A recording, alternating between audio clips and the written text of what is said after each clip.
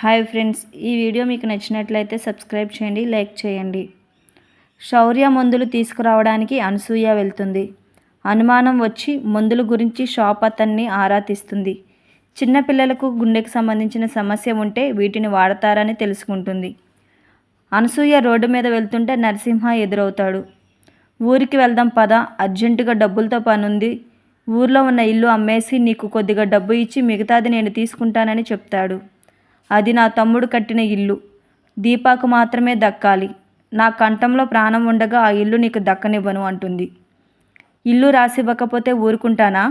ఏ అర్ధరాత్రి వచ్చి నా కూతుర్ని ఎత్తుకుపోతా అనేసరికి కార్తీక్ నరసింహ చెంప పగలగొడతాడు.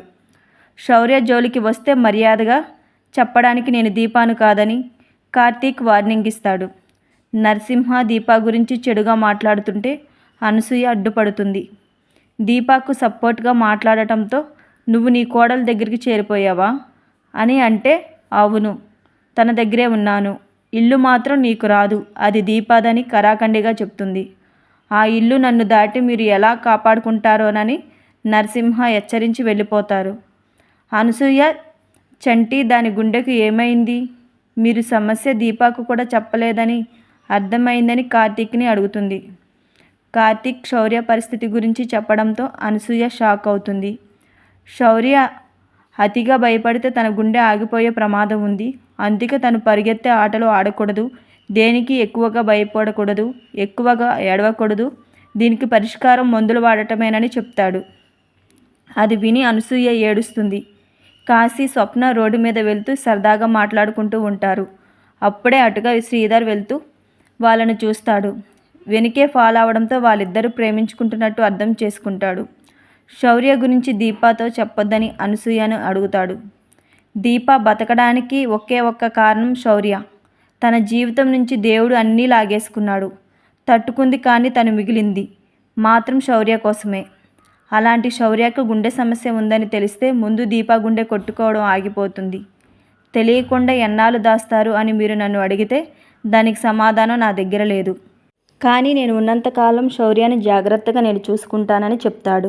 ఇంత ఆపేక్ష చూపించడానికి మీరు ఏమవుతారు? దీపాను నేను పెంచిన కూతురు, నా మేనకోడలు. నేనే ఇంత ప్రేమ చూపించడం లేదు. దీప ఏమవుతుందని మీరు దానికోసం ఇంత మదన పడుతున్నారు? అది ఏ జన్మలో చేసుకునే పుణ్యమో మీలాంటి చెట్టు అండా దొరికిందని అంటాడు.